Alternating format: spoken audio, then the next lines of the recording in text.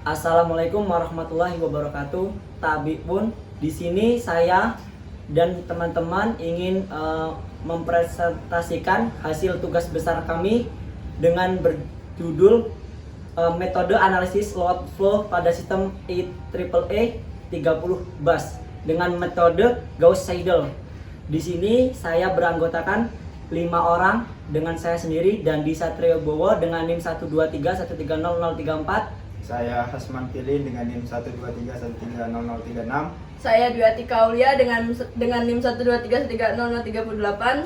Saya Andika Prasis Siregar dengan NIM 123130037. Saya Sadewa Bekatapsila dengan NIM 123130035. Kesempatan ini saya akan mempresentasikan hasil analisis aliran daya dan analisis hubung singkat pada sistem IEEE 30 bus menggunakan MATLAB. Program MATLAB yang saya buat terdiri dari beberapa file fungsi yang bekerja secara modular, sehingga setiap file memiliki peran masing-masing dalam proses perhitungannya.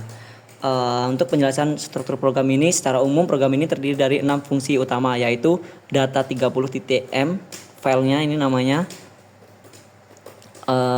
ini, terus YBus full, ini berfungsi untuk membentuk metrik admitansi YBus. PowerCal sendiri ini berfungsi menghitung daya aktif dan daya reaktif setiap bus. Decouple ini menjalankan metode fast decouple load flow karena kita menggunakan metode tersebut.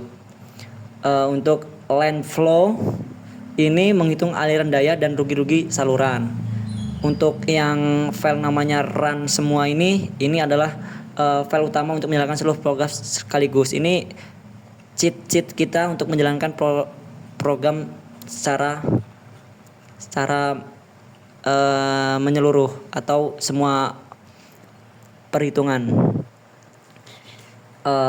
Selain itu saya juga membahas skrip untuk menghitung hubung singkat 3 fase pada bus 8. Jadi kita juga membahas skrip hubung singkat pada bus 8. File pertama adalah data 30 yang berisi data sistem IEEE 30 bus. Isinya mencakup jenis bus,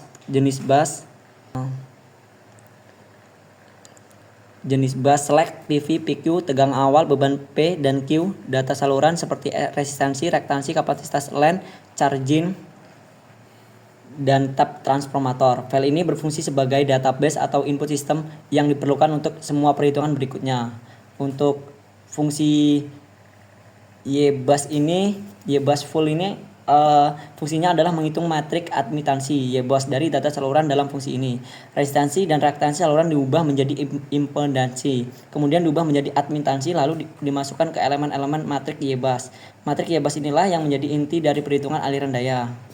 Untuk fungsi power cal ini prosesnya dilakukan melalui perulangan I sampai K, di mana setiap bus dihitung kontribusi dayanya terhadap bus lainnya berdasarkan parameter YBus dan sudut tegangan. Fungsi ini memastikan bahwa nilai P-cut dan Q-cut sesuai dengan hukum Kirchhoff.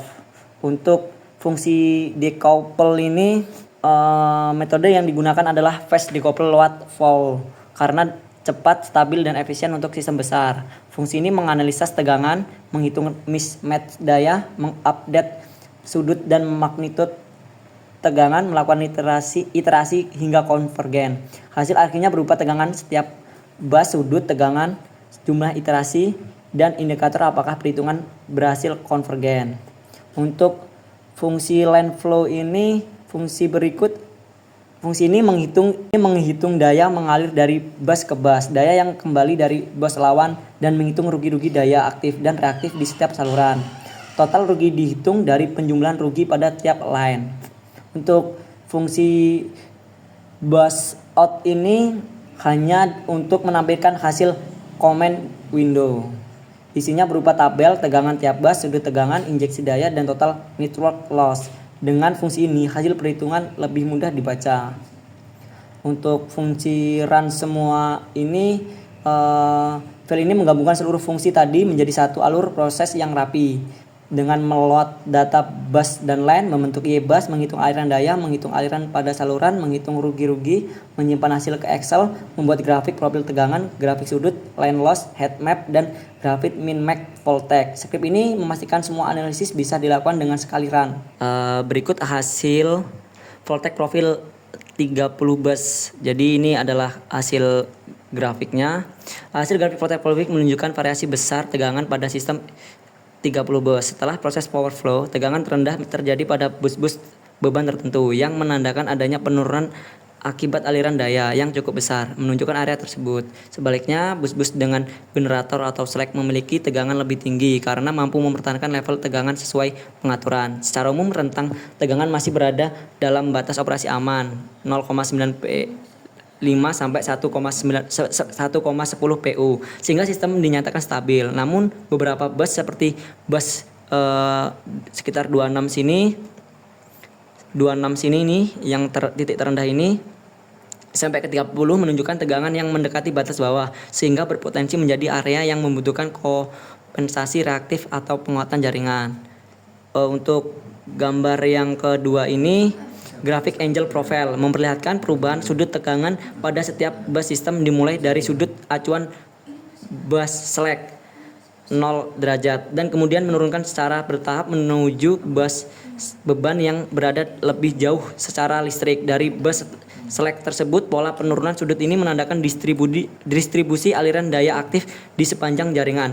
Bus dengan sudut lebih kecil atau lebih negatif mengalami aliran daya aktif yang lebih besar menuju area tersebut. Profil sudut ini juga mengindikasikan bahwa sistem berada dalam kondisi stabil karena tidak terdapat lonjakan sudut ekstrim yang dapat menyebabkan instabilisasi sudut rotor. Ini grafik line loss rugi-rugi daya pada sistem saluran. Pada bagian ini kita melihat grafik line loss, yaitu rugi-rugi daya pada setiap saluran transmisi. Dari bar chart tersebut terlihat bahwa beberapa saluran memiliki rugi-rugi yang lebih besar. Biasanya rugi-rugi tinggi terjadi pada saluran yang memiliki impedansi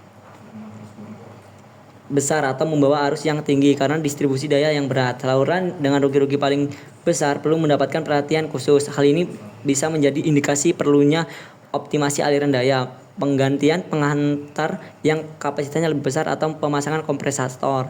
Secara umum, total rugi-rugi pada jaringan masih berada dalam batas wajar untuk sistem 30 bus. Tetapi identifikasi jalur dengan kerugian tertinggi sangat penting untuk meningkatkan efisiensi sistem. Untuk gambar yang figur 4 ini adalah gambar grafik tegangan minimum dan maksimum pada seluruh bus. Grafik ini memberikan gambaran umum tentang kualitas tegangan di sistem. Bus dengan tegangan paling tinggi umumnya merupakan slack bus atau bus generator karena berfungsi untuk menjadi tegangan nominal. Sementara itu, bus dengan tegangan terendah biasanya berada di ujung jaringan atau di area dengan beban tinggi. Ini gambar dari voltage profile compression atau heat map rugi-rugi saluran. Heat map ini menampilkan intensitas rugi-rugi pada setiap saluran. Warna yang lebih terang menunjukkan rugi-rugi yang lebih besar.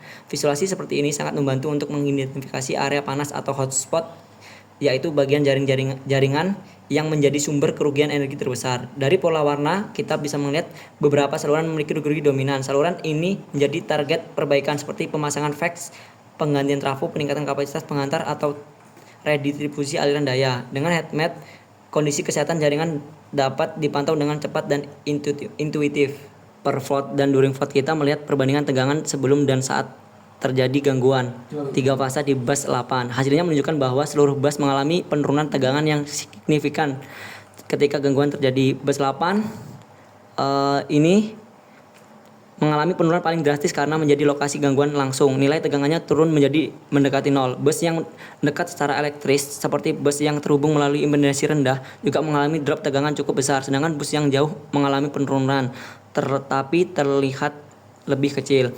Pola penurunan ini merupakan karakteristik normal sistem tenaga ketika mengalami short circuit. Untuk ini, dari tabel informasi gangguan bus 8, nilai impedansi Thevenin atau ZKK menunjukkan besar impedansi sistem yang terlihat dari bus tersebut.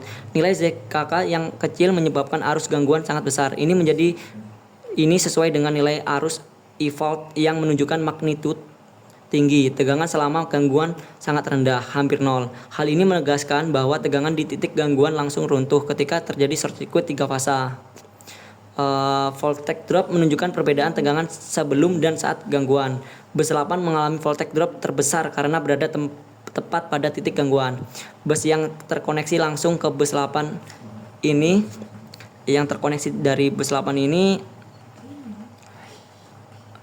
seperti bus 6 dan bus 9, bus 6 dan bus 9 juga menunjukkan penurunan besar. Bus yang jauh mengalami voltage drop yang lebih kecil sesuai impedansi jalurnya.